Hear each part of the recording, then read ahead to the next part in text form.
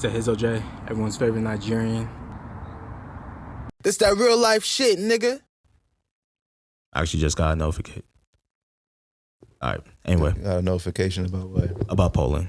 About Harris doing well in the polls. I thought you said Poland. I thought you said that too. All right. Some more real talk.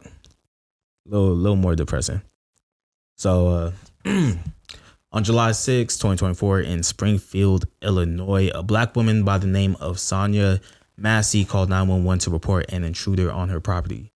A sheriff's deputy by the name of Sean Grayson arrived at her residence with his partner, and when Sonya first answered the door, she gave a request prior to allowing them to enter. Please don't hurt me. The unfortunate events that followed can only be described as an atrocity. It's a moment that is dark, chilling, and inhumane, as body cam footage shows a peace officer shooting and ending the life of a civilian that he had sworn to protect. A plot we've seen in the United States way too often, as time and time again, a flawed system with skewed power dynamics has led to the loss of life of those it was created to serve. Sean Grayson was fired and is being charged with first-degree murder, but that won't change the fact that Sonya Massey should still be alive. George Floyd should still be alive. Philando Castile should still be alive. Breonna Taylor, Tamir Rice, Trayvon Martin, and many other names who will eventually be lost to the passing of time have found their moments on earth cut short. Life may be fleeting, but we should never be the ones expediting our own expiration. The unfortunate truth is that Sonya Massey will not be the last innocent soul we see lose their life to cop violence. And with no actionable items in place to prevent what should be preventable, the main question on a lot of people's minds are, where do we go from here? And with political uncertainty that we just talked about hanging over our heads, the truth is none of us really know. We might just be fucked. So with that being said, I'm going to open the floor for you guys. If you guys want to say anything about the topic, you know. You want to lead off, Loren, or you want to gather yourself? You start off, James. Yeah, I remember you guys hit the group chat about it. Like we're going to probably discuss this. I think the night before, I kind of saw her name on my timeline, but I didn't really have any context to what it was about. And I was I was half awake and I went to sleep. Like as soon as I saw it, then I woke up to the group chat and we were like, oh, something we might want to talk about. So I looked into it. First, I read an article about it before I saw any type of video or anything, just to like get an understanding of like what happened step by step. And then I'm like, okay, well, she said, I rebuke you in the name of Jesus. And then the officers felt like she was about to throw a pot of hot water on her. So they shot her, which even if she was going to do, I don't think that doesn't, not even, your I life's think. not in danger. Your life's not in danger. Yeah. It doesn't warrant lethal force. And you were far enough away to just move out the way. But it's like, okay, cool. Maybe like, maybe I'm just going to assume that she was about to throw hot water on them. So I went to go look at the video, which I probably shouldn't have did and expose myself to. But I always like to be informed about that type of shit. She didn't like she was remotely about to throw a pot of hot water on them at all. And in fact, like the only time it looked like water may have gotten over to her is when she cowered, when the pot was like kind of facing. But she said, I think she, in the video, there's like, oh, don't, he sounded like he jokingly said, don't put that hot water on me. Joking. Yeah. And then, you know, I don't know if like, y'all know black Southerners or black people or whatever, when they say I rebuke you in the name of Jesus, it's more of like you said some crazy shit, like what? You know what I mean? Like I rebuke that. Like I'm not fucking with that. You know what I mean? And then I guess he doesn't understand. He took it as a threat. Like, you're gonna do what? And then she immediately apologized. She wasn't being like combative or hostile. She's like, okay, I'm sorry, my bad. Like, you know. And then it was just all fucked. And it's just a bizarre, unprovoked thing. And I don't even see how pro-police people or MAGA people can even remotely defend that. I don't see how that can even remotely be defended. They are though, and that's so fucking sick to sit here and see the pain and to defend something like that and just be like, well, she probably did. They're saying that there's this other video where she did throw it and it's AI. It's just a whole mess. And it's like you can't be so insensitive to what we're watching. We're watching our brothers and sisters literally being killed in their homes. She called for help. She called for help. It's just fucking sad. Yeah. Yeah, sad. And then, like I said, it's something that happens over and over again. I didn't watch the video because I think the last time I watched like anything was like Philando Castile. I was just like, I can't do that.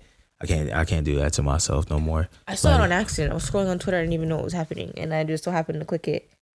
And yeah, just so bizarre and unprovoked. Like it's just like, wait, what? And it's the fact that they told her to take the pot off, and they had the joke. He joked, "Oh, you're gonna throw," whatever he said, and she said, but he was like, "I'll shoot you," and like he announced what he was gonna do. And there's a disconnect for me to where he think that he wouldn't be safe in a moment like that. When you're obviously the person with power, you have the power dynamic. Yeah, His stomach. That's why it's, so many people in our community are so distrusting of law enforcement, and again, it's a system that's corrupt. And I know there are people in our community that attempt to but go into law enforcement to help change it, but the fact of the matter is there will never be enough, too deeply rooted. There will never be enough numbers of us in law enforcement to really, make the necessary changes. So shout out to the people I know that are doing like what they should do, that are cops. But again, it's the system's against us at the end of the day, right? Honestly, fuck 12. If your mom, your dad, your brother, your sister, whatever the fuck, your husband, you're a cop fucker, a cop apologist, fuck you too. ACAB, all the way.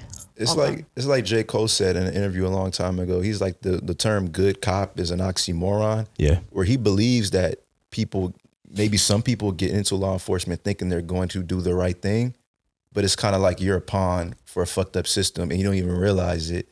You know what I mean? It's like being a good stormtrooper, or you know what I mean? It's like you can think that it's cool and you're thinking you're doing the right thing, and maybe in your heart of hearts you really do believe it, but you're being like used. It's like being a corporate lawyer, except for the stakes are way higher, right? Yeah. So like a lot of times, these lawyers are defending companies that do not have like the community's I see what you're saying. best interest at heart, right? Yeah. But they're doing it to make money and to create a better life for themselves and the people that they love. But in doing so, inadvertently, you're indirectly harming others. Landlords. And then landlords as well. I mean, I work in real estate, so like y'all can talk as much shit as you want. I'm in the private equity sector. We get a lot of shit, but obviously, like I said, a lot less stakes compared to like going into law enforcement, where you are directly damaging, households and communities and things of that nature. But a lot of people have good intentions, but And even after the murder, like the way they were talking was just so inhumane. It was like, oh, should we get the med kit? Well, it doesn't matter. She's bleeding out. And I think they called her a bitch at one point. They called her a crazy bitch. Yeah, crazy bitch. They said that bitch is crazy. They said, well, what can I do? A hot boiling pot of water is coming in my face. What am I supposed to do? I will say though, turn your back. I don't know. I will say though, because I don't want to group him in to like the other people that were there, because I did see the transcripts.